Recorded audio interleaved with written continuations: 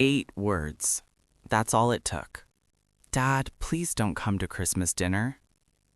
My daughter said it calmly, like she was canceling a dentist appointment. No anger, no hesitation, just embarrassment. I didn't argue. I didn't raise my voice. I simply said, I understand, and drove home alone. What she didn't know was that those 8 words would end up costing her over $50,000, expose her husband for who he really was, and permanently shatter the fantasy life she'd built. My name is Richard Hale. I'm 62 years old. I built a regional construction company from nothing but busted knuckles and unpaid weekends. I raised my daughter Emily alone after cancer took my wife when Emily was 17. Every sacrifice I made was for her. And that Christmas, she decided I didn't fit the image anymore. Emily married Lucas Grant 2 years earlier. According to her, he came from legacy money, private schools, East Coast connections, finance career, the type of family that talked about ski seasons instead of winters. They spoke softly, they dressed expensively, they looked rich. 3 days before Christmas, I finalized what I thought would be the perfect surprise, a luxury European cruise for the entire family. 12 people, 2 weeks, balcony suites, over $50,000 fully prepaid. I even made myself the sole authorized contact on the reservation, no changes without me. I wanted it perfect. That Tuesday evening, I drove to Emily's home, the one I'd helped with the down payment, to give her the cruise documents early. I rang the bell. No answer. An hour later, my phone rang. Dad, we need to talk. Her tone was polished, distant.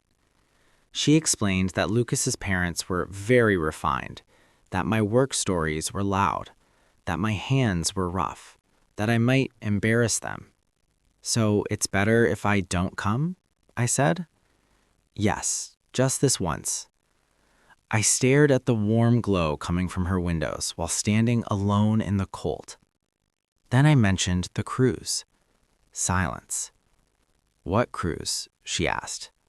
That's when I knew something was wrong, because the daughter I raised never forgot things like that. And what I uncovered next would make my blood run cold. What I discovered about my son-in-law 3 days later proved this was never about Christmas. It was about money. The morning after Emily disinvited me, I called my attorney. We'd worked together for nearly 20 years. He knew my business, my habits, and more importantly, when my instincts were screaming. I need a background check, I told him, on my son-in-law. He didn't ask why. 2 days later, he asked me to come in person. That's never good. He spread the documents across his desk slowly, like he didn't want the truth hidden me all at once. Lucas Grant doesn't work in finance anymore, he said. My stomach tightened. He was terminated last month. Unauthorized financial activity. No criminal charges yet, but he's unemployable in the industry. That wasn't even the worst part. Credit card debt, late car payments, a foreclosure notice on his parents' home back east. The wealthy family Emily bragged about, they'd been broke for over a decade. Then my attorney slid one final paper across the desk. 3 withdrawals from my business account. Forged signatures. Not Lucas's handwriting. Emily's. I sat there in silence.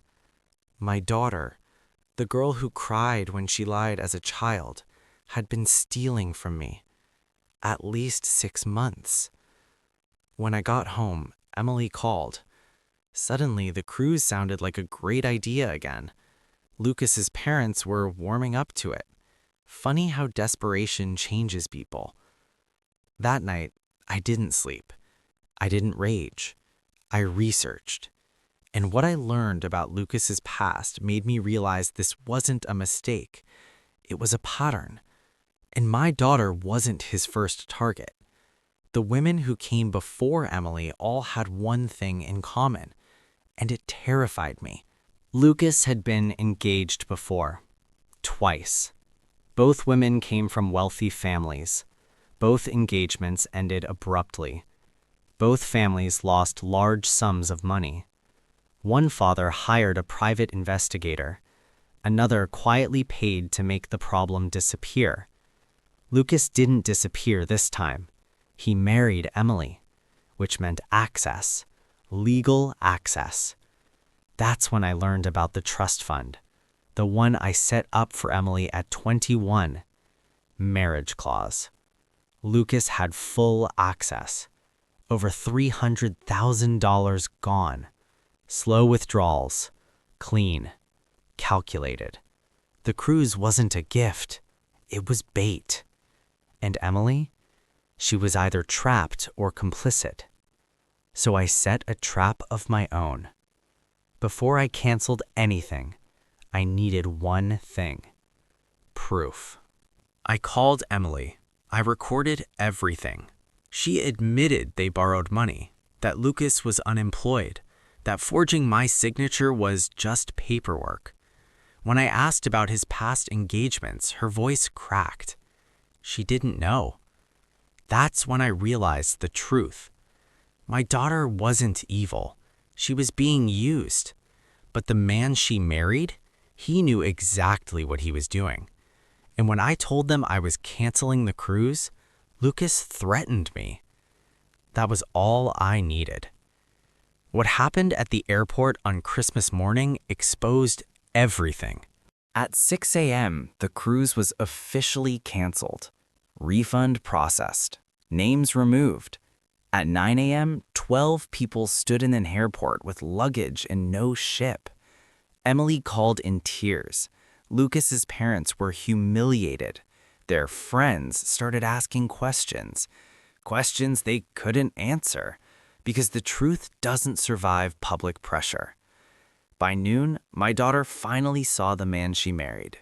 I went to their house, laid everything out. The debts, the past engagements, the forgery. Lucas crocked. Emily didn't scream. She didn't defend him. She just stared and whispered, "How long have you been lying to me?" That marriage ended in that kitchen, but Lucas wasn't done yet. Walking away from a con artist is the most dangerous moment. Annulment, frozen accounts, legal boundaries. Lucas left the state. Emily moved into a small apartment. Therapy, silence. Healing isn't loud. It's slow. 6 months later, I learned something I wish I'd known earlier.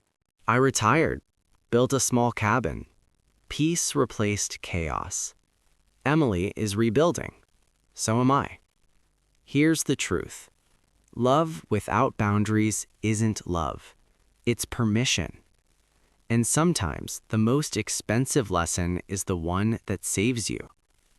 Ever been betrayed by someone you sacrificed everything for? Subscribe and comment, because some lessons only hurt once.